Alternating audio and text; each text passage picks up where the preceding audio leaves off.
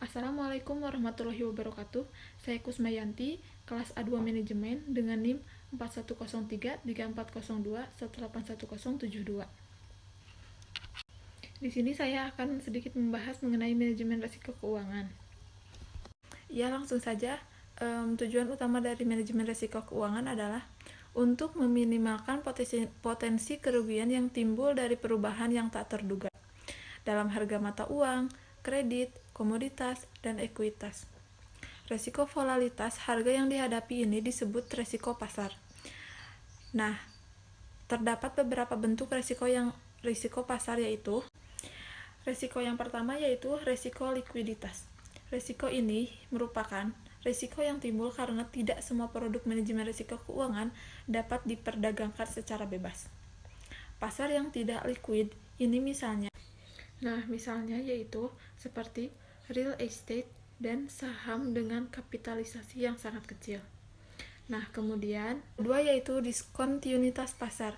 Mengacu pada risiko bahwa pasar tidak selalu menimbulkan perubahan harga secara bertahap, contohnya adalah kejatuhan pasar saham pada tahun 2000. Yang ketiga yaitu risiko kredit. Merupakan kemungkinan bahwa pihak lawan dalam kontrak manajemen risiko tidak dapat memenuhi kewajibannya. Contohnya yaitu pihak lawan yang menyepakati penukaran euro Prancis menjadi dolar Kanada mungkin gagal untuk menyerahkan dolar pada tanggal yang sudah disepakati. Yang keempat yaitu risiko regulasi. Merupakan risiko yang timbul karena pihak otoritas publik melarang penggunaan suatu produk keuangan untuk tujuan tertentu. Contohnya yaitu Bursa Efek Kuala Lumpur tidak mengizinkan penggunaan short sales sebagai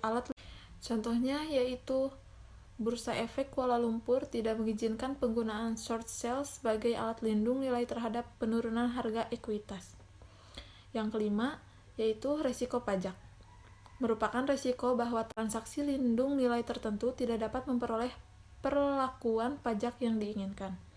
Contohnya, perlakuan kerugian valuta asing sebagai keuntungan modal ketika laba biasa lebih disukai. Yang keenam yaitu risiko akuntansi. Risiko akuntansi merupakan peluang bahwa suatu transaksi lindung nilai tidak dapat dicatat sebagai bagian dari transaksi yang hendak dilindungi nilai. Contohnya yaitu ketika keuntungan atas lindung nilai terhadap komitmen pembelian diperlakukan sebagai laba lain-lain dan bukan sebagai pengurangan biaya pembelian. Ketika keuntungan atas lindung nilai terhadap komitmen pembelian diperlakukan sebagai laba lain-lain dan bukan sebagai pengurangan biaya pembelian. Ya, selanjutnya yaitu proses manajemen risiko. Menurut Thomas Kaiser, terhadap 6 tahap dalam proses manajemen risiko yaitu yang pertama, mengidentifikasi risiko. Yang pertama yaitu mengidentifikasi risiko. Informasi yang diperoleh pada langkah pertama ini merupakan persyaratan untuk melakukan tahap-tahap selanjutnya. Yang kedua, penilaian risiko. Meliputi penilaian atas sifat dasar dan keseriusan dari setiap risiko dan kemungkinan terjadinya. Yang ketiga, pengelompokan risiko, yaitu menempatkan seluruh risiko yang telah diidentifikasi dan nilai dalam kelompok-kelompok yang terpisah. Setiap kelompok terdiri dari. Yang keempat, pengukuran risiko, yaitu mengukur risiko tersebut ke dalam ketentuan-ketentuan moneter dengan membuat catatan atas jumlah dari risiko maupun kemungkinan terjadinya risiko tersebut. Yang kelima yaitu mengkonsolidasikan risiko, merupakan mengkombinasikan seluruh risiko yang telah diidentifikasi, dinilai, dikelompokkan, dan dikuantifikasikan atau diukur pada masing-masing operasi internasional. Langkah ini dilakukan oleh perusahaan multinasional. Yang keenam yaitu pengembangan solusi atas risiko, merupakan tahapan ini dilakukan berdasarkan pengelompokan risiko yang telah dilakukan pada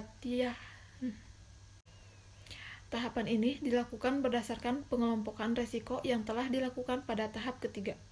Hal ini meliputi pengembangan solusi yang telah dilakukan oleh perusahaan multinasional dalam menghadapi permasalahan yang dihadapinya.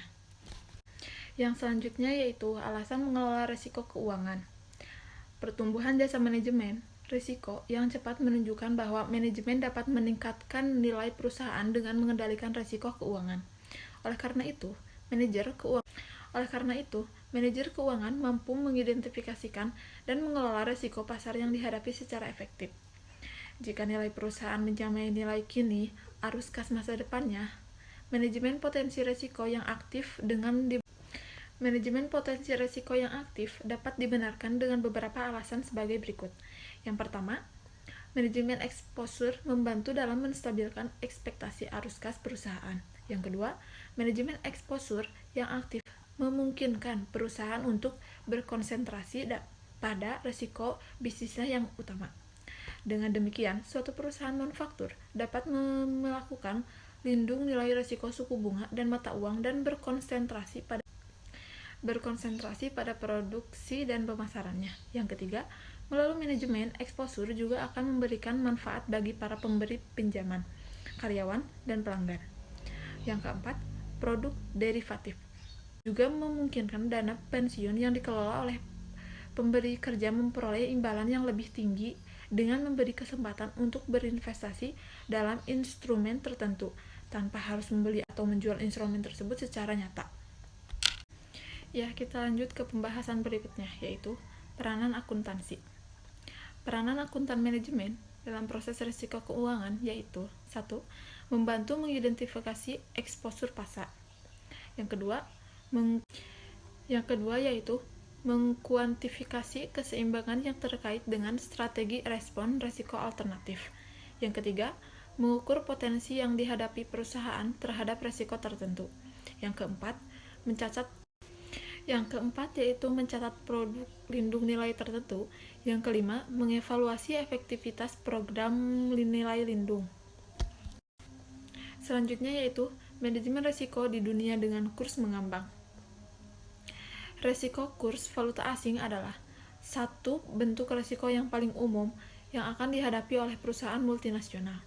Di dunia kurs mengambang, manajemen risiko ini mencakup yang pertama, antisipasi pergerakan kurs. Yang kedua, pengukuran risiko kurs valuta asing yang dihadapi perusahaan. Yang ketiga, perencanaan strategi pelindungan yang memadai. Yang keempat, pembuatan pengendalian manajemen risiko internal. Setelah saya kaji pembahasan sebelumnya, ada peramalan atas perubahan kurs. Informasi yang digunakan dalam membuat peramalan kurs yaitu depresiasi mata uang, berkaitan dengan perubahan dalam faktor-faktor berikut. Yang pertama yaitu perbedaan inflasi atau inflation differential. Yang kedua, kebijakan moneter atau monetary policy. Yang ketiga, neraca perdagangan atau balance of trade.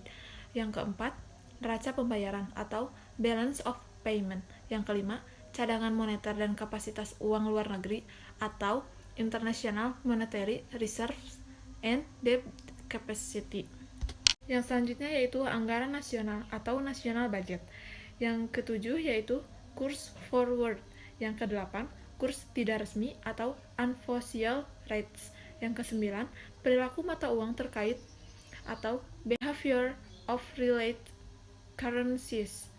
Yang ke-10, perbedaan suku bunga. Yang ke-11, harga opsi ekuitas di luar negeri atau foreign equity option price. Ya, mungkin tadi belum dijelaskan apa itu risiko keuangan. Jadi, risiko keuangan adalah segala macam risiko yang berkaitan dengan keuangan. Selanjutnya, pentingnya manajemen risiko untuk pertumbuhan jasa manajemen risiko yang cepat menunjukkan bahwa manajemen dapat meningkatkan nilai perusahaan dengan mengendalikan risiko keuangan. Yang selanjutnya, adanya harapan yang besar dari pihak-pihak berkepentingan lainnya agar manajer keuangan mampu mengidentifikasikan dan mengelola risiko pasar yang dihadapi secara efektif. Ada beberapa jenis-jenis risiko, diantaranya ada nilai tukar, nilai suku bunga, risiko likuiditas, risiko pasar, risiko permodalan, dan lain-lain. Jika kita menelaah lebih jauh, maka faktor yang mempengaruhi risiko Nah, selanjutnya, jika kita menelaah lebih jauh, maka faktor yang mempengaruhi risiko kredit pada suatu bank dapat dilihat dari lingkungannya yang kurang memadai akan mengakibatkan tingginya risiko kredit yang ditanggung oleh bank tersebut. Misalnya, semakin tingginya suku bunga yang diterapkan suatu bank tersebut terhadap kredit yang diberikan, maka akan semakin tinggi tingkat risiko yang dihadapi. Dengan kata lain, akan semakin tinggi tingkat counterparty dari nasabah bank. Yang selanjutnya yaitu kebijakan dan prosedur pemberian kredit. Dalam hal kebijakan dan prosedur pemberian kredit, terdapat beberapa hal yang dapat mempengaruhi kredit itu sendiri, yaitu perencanaan kredit, persetujuan kredit. Yang pertama yaitu perencanaan kredit, yang kedua persetujuan kredit, yang ketiga pengkajian ulang kredit, dan yang keempat pengadministrasian file kredit. Yang selanjutnya yaitu pertumbuhan ekonomi. Pertumbuhan ekonomi suatu negara akan sangat berpengaruh terhadap tingkat risiko kredit yang dihadapi oleh bank, di mana dengan menurunnya pertumbuhan ekonomi suatu negara akan mengakibatkan penurunan pendapatan perusahaan yang menjadi nasabah debitur. Dengan menurunnya tingkat pendapatan akan menyebabkan nasabah tidak akan mampu mengembalikan pinjaman yang diberikan oleh bank. Nah, jadi dapat disimpulkan bahwa risiko keuangan adalah segala macam risiko yang berkaitan dengan keuangan. Biasanya diperbandingkan dengan risiko non-keuangan, seperti risiko operasional. Jenis risiko keuangan misalnya adalah risiko nilai tukar, risiko suku bunga, dan risiko likuiditas. Adapun tujuan utamanya yaitu untuk meminimalkan risiko kerugian. Nah, di sini juga ada jenis risiko keuangan, yaitu risiko nilai tukar, risiko suku bunga, risiko likuiditas, risiko pasar, risiko kredit, dan risiko permodalan. Nah, yang terakhir yaitu peranan akuntansi dibagi menjadi beberapa hal, yaitu identifikasi risiko pasar. Yang kedua, mengkuantifikasi penyeimbangan merupakan proses kuantifikasi yang berkaitan dengan alternatif strategi respon risiko. Mungkin manajemen lebih suka mempertahankan beberapa risiko yang dihadapi daripada harus melakukan lindung nilai apabila biaya perlindungan risiko dirasakan lebih tinggi dibandingkan dengan manfaat yang diperoleh. Nah, yang strategi respon risiko. Mungkin manajemen lebih suka mempertahankan beberapa risiko yang dihadapi daripada harus melakukan lindung nilai apabila biaya perlindungan risiko dirasakan lebih tinggi dibandingkan dengan manfaat yang diperoleh. Nah, yang terakhir yaitu manajemen risiko di dunia dengan kurs mengambang. Risiko kurs valuta asing adalah risiko salah satu bentuk risiko yang paling umum yang akan dihadapi oleh perusahaan multinasional. Dalam dunia kurs mengambang, manajemen risiko ini mencakup yang pertama, antisipasi pergerakan kurs, yang kedua, pengukuran risiko kurs valuta asing yang dihadapi perusahaan, yang ketiga, perancangan strategi perlindungan yang memadai, dan yang terakhir, pembuatan pengendalian manajemen risiko internal. Adapun akuntansi untuk produk lindung nilai. Produk lindung nilai kontraktual merupakan kontrak atau instrumen keuangan yang memungkinkan penggunaannya untuk meminimalkan, menghilangkan, atau paling tidak mengalihkan risiko pasar pada pundak pihak lain. Produk ini mencakup antara lain kontrak forward, future, swap, dan opsi, dan gabungan dari ketiganya, tetapi juga tidak terbatas hanya pada keempat hal ini. Perlakuan akuntansi untuk derivatif keuangan yang telah diterima secara internasional adalah menetapkan nilai produk menurut pasar dengan timbul keuntungan atau kerugian yang diakui sebagai bagian dari laba non-operasional. Mungkin di sini saya akan sedikit menambahkan mengenai strategi perlindungan. Setelah potensi risiko kurs diidentifikasikan, maka selanjutnya adalah merancang strategi lindung nilai untuk meminimalkan atau menghilangkan potensi risiko tersebut. Strategi tersebut terdiri dari yang pertama, lindung nilai neraca, yang kedua, lindung nilai operasional, yang ketiga, lindung nilai kontraktual. Nah, jadi risiko manajemen keuangan itu mencakup segala tentang keuangan, tapi itu mempunyai risiko yang sangat tinggi mengenai risiko pasar, risiko likuiditas, dan risiko lainnya. Mungkin pembahasan dari saya cukup sekian. Terima kasih. Mohon maaf apabila ada kesalahan kata ataupun kurang dimengerti, karena saya juga masih dalam tahap belajar. Terima kasih. Wassalamualaikum warahmatullahi wabarakatuh.